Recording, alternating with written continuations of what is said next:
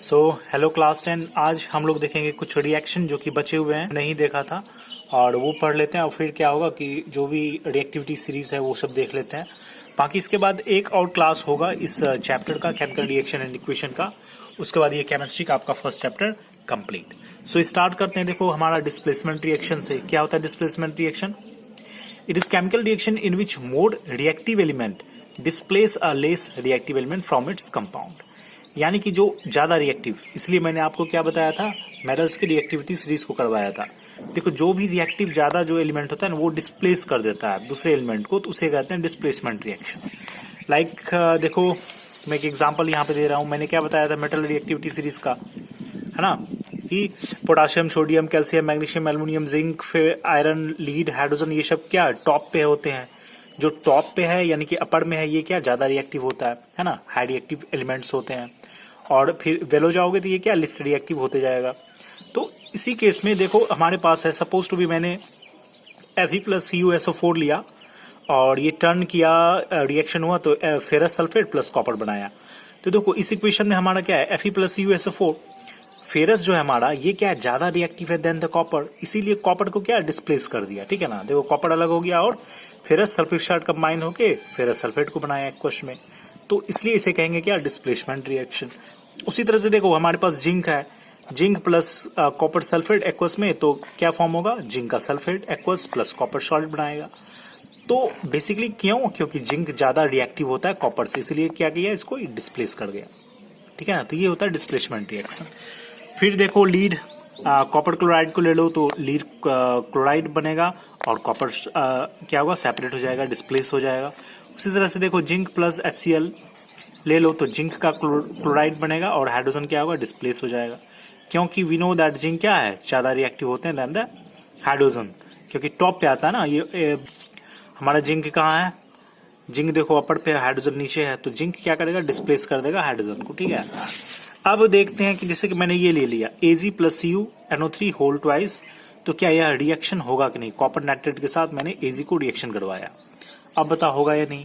इसीलिए नहीं होगा, ये नो रिएक्शन होगा, क्योंकि देखो इस डाटा में कि Ag हमारे पास कहाँ है, Ag यहाँ पे है हमारे पास, और CuNO3 कॉपर कहाँ है हमारे पास, ये एबव में है, तो ये खुद एक रिएक्टिव एलिमेंट है कॉपर देन द Ag, तो इसीलिए ये क्या करेगा, Ag को कभी भी डिस्प्लेस नहीं करेगा, है ना, तो नो रिएक्शन होगा। ओके चलो देखते हैं अब डबल डिस्प्लेसमेंट रिएक्शन क्या होता है, या मेटाथेसिस भी इसे कहते हैं। ये होता क्या है, देखो इट इज, देखो डिस्प्लेसमेंट जो पढ़ा वही है बिल्कुल, ये इसमें क्या होगा कि डबल डिस्प्लेसमेंट है, यानी कि रिएक्टेंट के बोथ पार्टिकल्स कंबाइन टूट के वो प्रोडक्ट में दो फॉर्म में डिवाइड होते हैं। देखो यहाँ पे it is chemical reaction where two compound react and the जो पॉजिटिव आयन केटायंस होते हैं, जो नेगेटिव आयन एनायन होते हैं ऑफ द रिएक्टेंट साइड के, वो switch places forming new compound और प्रोडक्ट। जैसे मैंने लिया AB+CD तो AC+BD बन गया, है ना। इसके जो केटायंस हैं और इसके जो एनायंस है वो कंबाइन करेंगे, एक डिफरेंट कंपाउंड को फॉर्म करते हैं। देखो मैंने एग्जांपल ले लिया, sodium sulphate plus barium chloride aqueous में फॉर्म होगा बेरियम सल्फेट प्लस NaCl। तो देखो यहाँ पे सोडियम हमारा किसके साथ कंबाइन कर रहा है, क्लोरीन के साथ, है ना, इसे कहते हैं डबल डिस्प्लेसमेंट। और ये जो बेरियम है किसके साथ रिएक्ट करेगा, सल्फेट। फिर देखो हमारे पास AgNO3 silver nitrate plus NaCl aqueous में, तो क्या होगा, AgCl फॉर्म होगा और NaNO3 फॉर्म होगा, है ना। देखो डिस्प्लेस कर गया, एक दूसरे में डिस्प्लेस कर रहा है ना, तो इसे कहते हैं डबल डिस्प्लेसमेंट रिएक्शन। इसमें क्या होता है, जनरली रिएक्टेंट के दो पार्ट होते हैं, प्रोडक्ट। ठीक है, देखो क्लोरीन के पास हमारे पास नेगेटिव चार्ज होते हैं, जैसे Ag के पास पॉजिटिव चार्ज है, तो ये पॉजिटिव ये नेगेटिव कंबाइन करेगा और ये फिर Na+ और NO3 कंबाइन करेगा एक दूसरे के साथ। तो इस तरह के रिएक्शन होते हैं डबल डिस्प्लेसमेंट रिएक्शन में। जैसे कि देखो NaOH न्यूट्रलाइजेशन रिएक्शन का एक एग्जांपल है, NaOH प्लस HCl क्या है, NaCl, है ना, Na+ और क्लोरीन मिलके NaCl बना और ये H2O में फॉर्म हो गया। तो ये भी एक क्या है, एक ये डबल डिस्प्लेसमेंट रिएक्शन का एग्जांपल हो गया। उसी तरह से ये भी है, देखो aluminium sulphate plus calcium hydroxide को रिएक्ट करो तो एल्युमिनियम हाइड्रोक्साइड बनेगा और कैल्शियम सल्फेट, है ना। फिर देखते हैं ऑक्सीडेशन रिएक्शन क्या होता है, इंपॉर्टेंट है।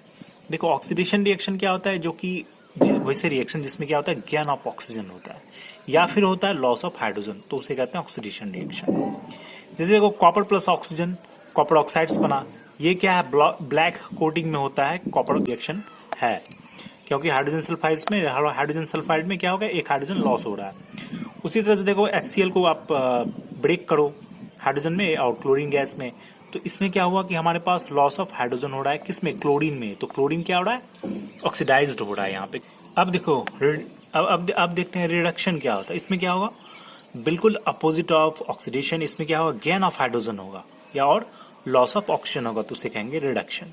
जैसे देखो कॉपर ऑक्साइड से प्लस हाइड्रोजन है, यहाँ पे देखो H2O, हाइड्रोजन में देखो क्या गेन हो रहा है ऑक्सीजन का, है ना।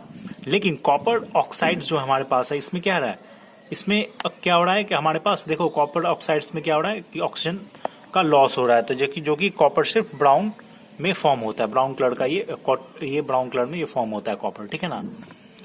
उसी तरह से देखो हाइड्रोजन प्लस क्लोरीन को ले लो, देखो हाइड्रोजन क्या हो रहा है, अटैच हो रहा है ना, इसमें गेन हो रहा है हाइड्रोजन का, तो ये एक क्या है, रिडक्शन हो गया। सिमिलरली ये एक इक्वेशन, इस तरह की इक्वेशन जो भी है मैंने यहाँ पे रिप्रेजेंट किया है आपको। जैसे कि कॉपर ऑक्साइड है हमारा, तो ये कॉपर में सिर्फ कन्वर्ट हुआ है क्योंकि ऑक्सीजन का यहाँ पे लॉस हो रहा है, तो ये एक होगा रिडक्शन, है ना। उसी तरह से हाइड्रोजन में देखो ऑक्सीजन क्या गेन हो रहा है ना, जो कि बन रहा है हाइड्रोजन ऑक्साइड्स, इसमें भी देखो लॉस हो रहा है ऑक्सीजन का, तो ये भी इसीलिए ये क्या है, रिडक्शन का एग्जांपल हो गया। तो क्या होता है रिडक्शन, ये gain of hydrogen and loss of oxygen को कहते हैं रिडक्शन। देखो लास्टली देखेंगे रिडॉक्स रिएक्शन क्या होता है। रिडॉक्स रिएक्शन क्या होता है, the reaction in which oxidation and reduction with going on side by side, यानी कि दोनों चलेंगे। जैसे हाइड्रोजन सल्फाइड प्लस क्लोरीन ले लो, ये 2HCl प्लस सल्फर बनाया, इसमें देखो हमारे पास हाइड्रोजन का लॉस हो रहा है ना, हाइड्रोजन का लॉस हो रहा है और सिर्फ सल्फर बन रहा है। और क्लोरीन में देखो हमारे पास क्या हो रहा है, गेन ऑफ हाइड्रोजन हो रहा है।